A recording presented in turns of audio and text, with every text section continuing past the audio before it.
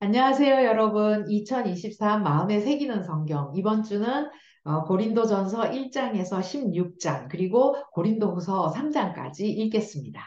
고린도전서는 바울이 고린도 교회에게 보내는 편지입니다. 고린도 전서를 읽기 전에 먼저 고린도라는 도시는 어떤 도시인가, 그리고 그곳에 세워진 고린도 교회는 어떤 교회였는가를 살펴보고 그 다음에 고린도 교회에는 어떤 문제들이 있었나를 보도록 하겠습니다. 고린도는 펠레폰네소스 반도 아가야 지방에 위치한 도시로 그리스 본토와 연결을 하는 그런 지역이죠. 그리고 지중해의 동서를 연결하는 특별한 곳에 위치한 그런 지형이었는데요. 이런 지형으로 인해서 고린도는 고대 그리스 지역에서 가장 활발하게 무역이 일어났던 상업의 중심지였고 또 물질적으로도 아주 번영을 했던 그런 도시가 고린도였습니다.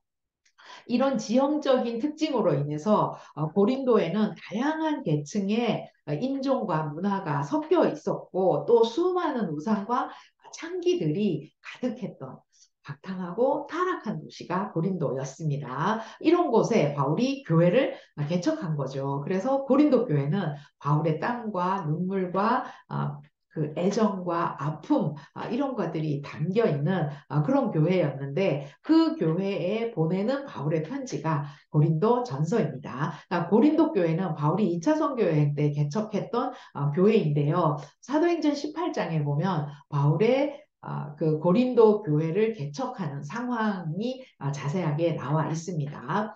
그리고 바울은 2차 선교여행을 마치고 다시 3차 선교여행을 시작을 하고 3차 선교 여행의 목표였던 목적지였던 에베소로 오게 되죠. 그리고 이 에베소에서 교회를 개척하고 목회를 하게 되는데 그러면서 2차 선교 여행 때 개척했던 고린도 교회로부터 들려오는 소문을 듣게 되는데 그 소문이 바로 교회의 분쟁 소식이었습니다.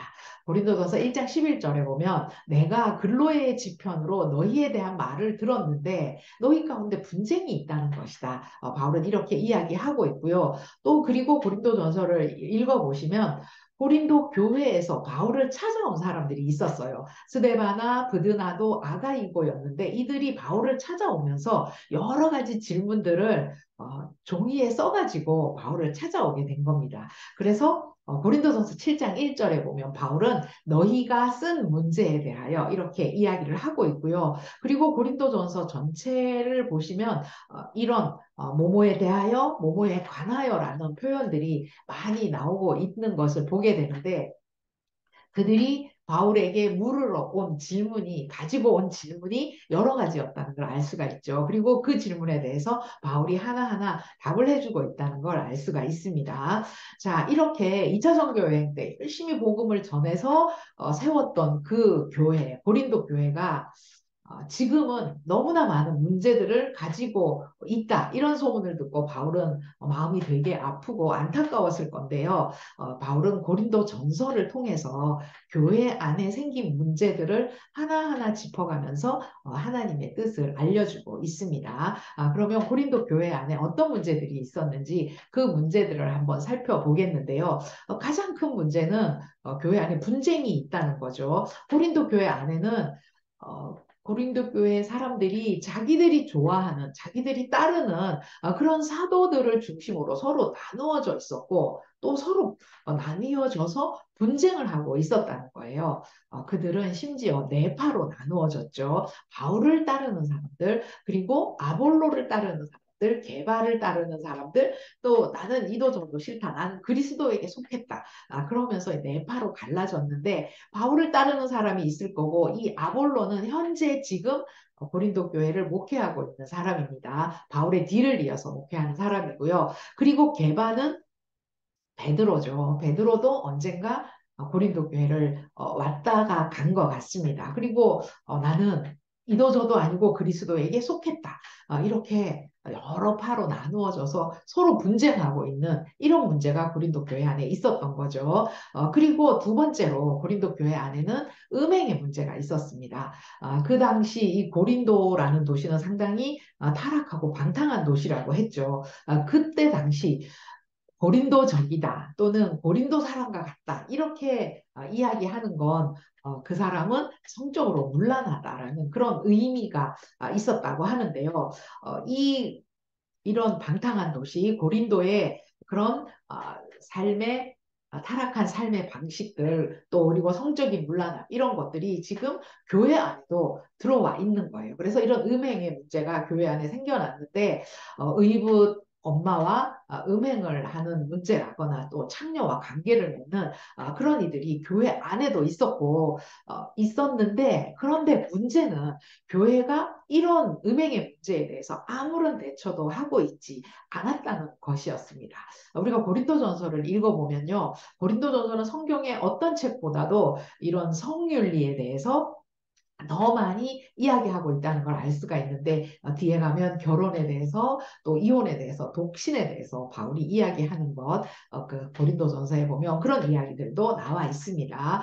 그리고 또 고린도 교회 안에는 소송의 문제가 있었어요. 교인들 간에 서로 갈등이 생겼을 때 이것을 교회 안에서 해결하지 않고 세상 법정에 가서 소송을 하는 그런 문제가 있었는데 그들에 대해서도 바울은 이야기를 하죠. 그리고 또 고린도 교회 안에는 이 결혼의 문제를 바울이 그 고린도 교회 사람들에게 이야기하는데 고린도 사람들이 성적으로 문란한 그런 사람들이라고 했잖아요. 그래서 고린도 교회 교인들 그들에게 바울은 너희가 음행을 피하기 위해서 남자마다 아내를 두고 여자마다 남편을 두라 이렇게 이야기를 합니다. 그리고 또 이 고린도 교회 안에는 우상의 제물에 대한 문제 이것 때문에 이것 가지고도 이제 바울에게 와서 묻는데요. 고린도에는 신전이 많았고 그랬기 때문에 제사가 만연했던 그런 문화가 고린도 안에 있었습니다. 그리고 그 우상에게 드려졌던 제물들, 그 제물들이 시장에 나와서 팔리고 있는데 팔리고 있는데 그 고기들을 먹어야 하느냐 말아야 하느냐 이런 문제를 바울에게 와서 물은 거예요. 그때 바울은 고린도전서 8장에서 우상의 제물에 대하여는 하고 이야기를 하는데 고린도전서 8장을 읽어보면 바울은 아주 쿨하게 이렇게 대답을 합니다.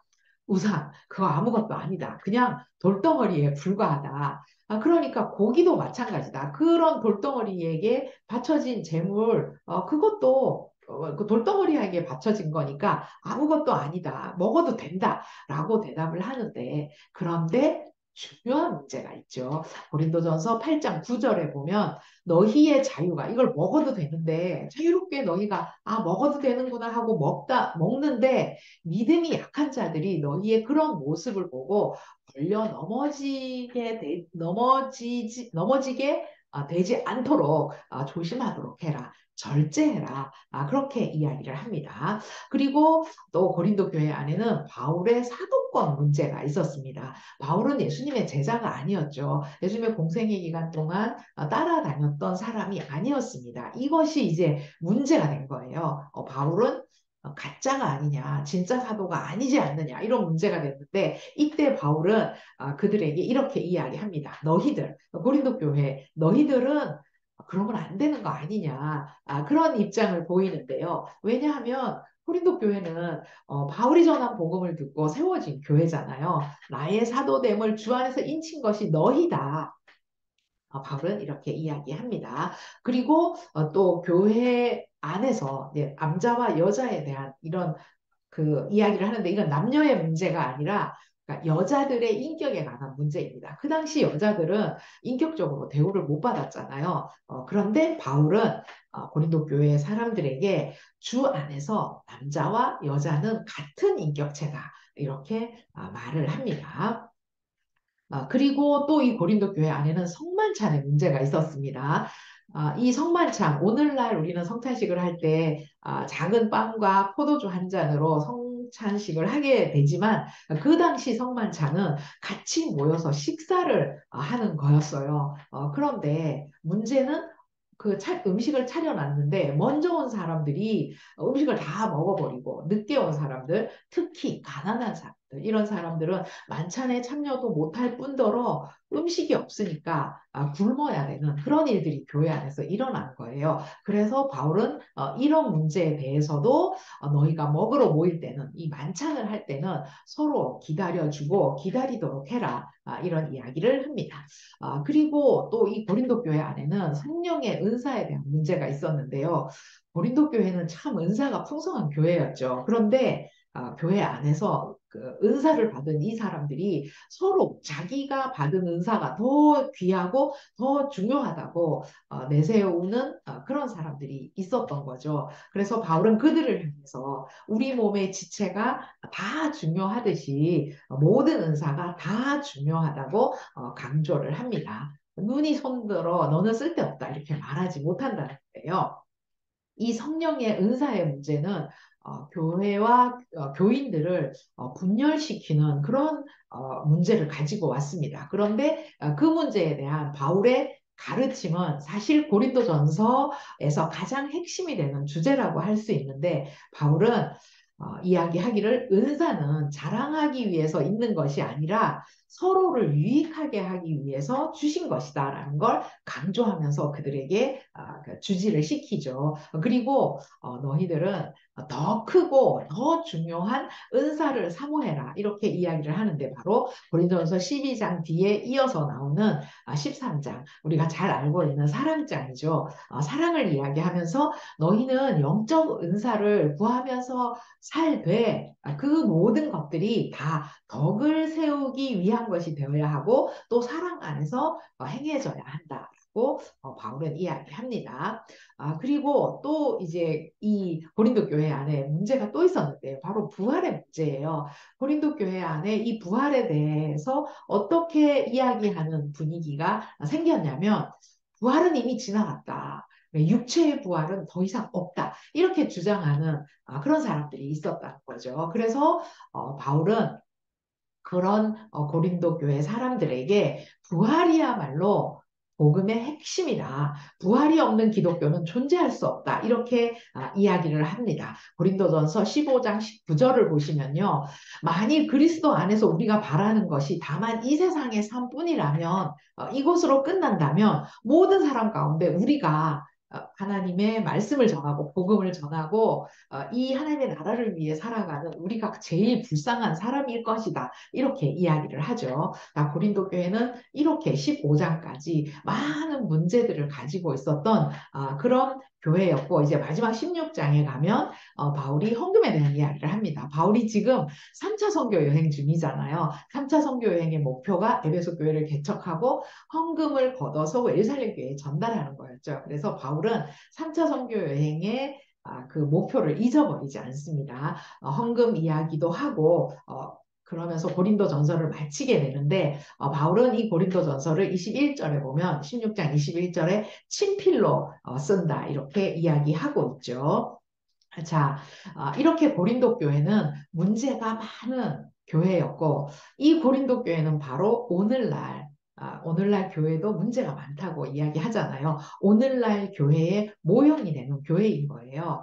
그런데 교회는 역사적으로 언제나 문제가 있었습니다. 앞으로도 크고 작은 문제들이 교회 안에 있을 거예요. 바울은 고린도 전서를 통해서 이렇게 교회 안에 있는 이런 문제들을 아주 분명하게 지적을 하면서 변화를 촉구하고 있습니다. 그리고 참된 복음만이 이 모든 문제들을 해결할 수 있다고 이야기합니다. 자, 이렇게 고린도 전서를 읽으시면 되는데요. 여러분 서신서를 읽을 때는 먼저 그 당시 상황, 문화 이런 것들을 먼저 이해하고 그들이 당면에 있는 문제가 무엇인지 그것들을 먼저 이해한 다음 그 말씀을 나에게 적용을 해야 말씀이 산으로 가지 않는 거예요. 말씀을 문자 그대로 적용을 하게 되면 오해가 생기게 되죠. 바울이 너희는 혼자 사는 것이 낫겠다 이렇게 이야기했는데 이거 결혼하지 말라는 얘기인가? 나 결혼하면 안 되나? 이렇게 적용을 하면 안 된다는 거예요. 네, 이렇게 바울은 이제 고린도 전서에서 그 교회 안에 생긴 문제들을 이야기하고 있는데 그 고린도전서 읽어보시면 때로는 고린도 교회 교인들에게 엄마처럼 자상하게 친절하게 또 때로는 아주 엄하게 꾸짖으면서 그들에게 조언을 하고 또 어떻게 그걸 삶 속에 적용할 수 있는지를 알려주고 있습니다. 그래서 고린도전서는 성경에서 가장 우리가 삶 속에 실제적으로 적용할 수 있는 그런 책이라고 이야기합니다. 자, 이렇게 고린도전서를 다 읽고 난 다음 이제 고린도 후서를 읽으셔야 되는데 고린도 후서도 바울이 고린도 교회에게 보낸 또 하나의 편지이죠. 이번 주에 3장까지 읽으셔야 되는데요. 고린도 후서도 읽기 전에 설명이 좀 필요한 서신입니다. 그래서 잠깐만 고린도 후서에 대한 이야기를 짧게 설명을 하고 마칠 건데 바울이 고린도 전서를 써가지고 고린도 교회에 전달을 했죠. 그래서 이 고린도 교회의 문제가 해결될 것으로 알았는데 그 이후에 들려오는 소문을 들어보니까 교회가 오히려 더 시끄러워졌고 그 시끄러운 문제 속에 그 중에 바울이 가짜다, 바울이 가짜 사도다라고 주장하는 사람들도 있다는 이야기를 바울이 듣게 됩니다. 그래서 바울은 지금 현재 이 에베소 교회를 목회하고 있는 중인데 여기 에베소에서 바로 고린도 교회로 가게 돼요. 바다로 바로 간 것 같은데요. 그런데 가서 그 문제를 해결을 하지 못하고 그냥 돌아오게 됩니다. 그 문제를 해결하지 못하고 가면서 바울이 내가 다시 오겠다 약속을 하고 가는데요. 그런데 바울은 에베소로 돌아왔지만 에베소 교회도 지금 목회를 하고 있는 상황이죠. 그리고 그 당시에 교통편도 좋지 않은 이런 상황이었는데 바울은 간다고 약속을 했지만 못 가게 돼서 그들에게 편지를 하나 남기게 됩니다. 이 편지 고린도 후서 2장에 보면 많은 눈물로 썼다고 하는데요. 고린도 교회 교인들에게 정말로 전하고 싶은 바울의 속마음, 그 눈물로 쓰면서 아주 또 해야 할 말을 하는 단호하게 쓴 그런 편지였겠죠. 그래서 많은 눈물로 썼다고 해서 눈물로 쓴 편지라고 하는데 이 편지를 고린도 교회에 전달한 사람이 디도입니다. 디도 편에 이 편지를 전달을 하는데요.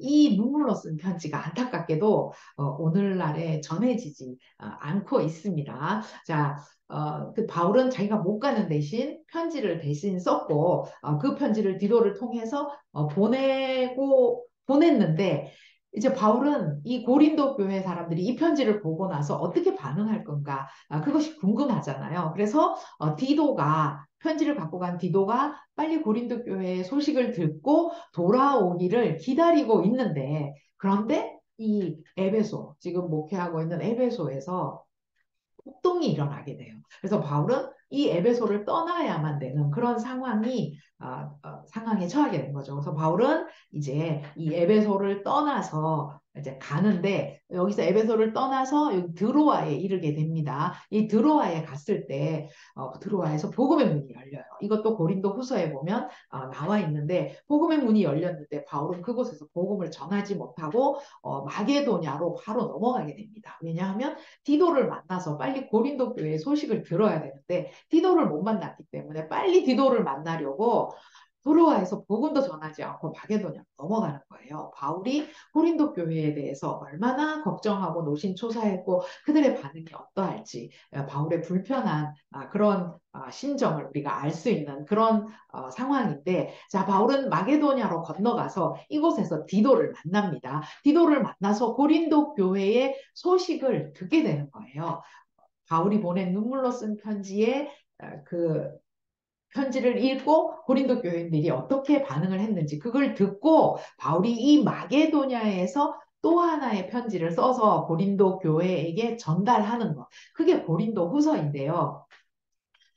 지금 이야기가 상당히 복잡하잖아요. 이렇게 복잡하고 얽히고 설켜 있는 고린도 교회와 바울 간의 이야기, 이런 사연들이 성경에는 차근차근 순서대로 기록이 되어 있지 않아요. 그렇기 때문에 우리가 고린도후서를 읽으면서 이런 상황들을 짐작하면서 읽어야 되는데 그래서 이 상황들을 미리 알고 이해하고 고린도후서를 읽는 것이 중요하기 때문에 설명을 드리는 겁니다. 자, 그래서 고린도후서를 보시면 고린도후서 1장에서는 디도를 만나고 나서 바울이 마음의 위로를 받고 감사하는 그런 내용이 나오고 내가 너희들에게 다시 가겠다라고 했는데 그 가지 못한 이유를 설명을 하고 있습니다. 못 간 대신 바울이 눈물로 편지를 쓰잖아요. 그 2장에 눈물로 편지를 쓰게 되는 그 이야기가 나오고 12절에 보면 드로아의 복음의 문이 열렸는데 그곳에서 복음을 전하지 못한 그 이야기를 하면서 당시 바울의 마음이 어떠했는가를 보여주고 있습니다. 그리고 3장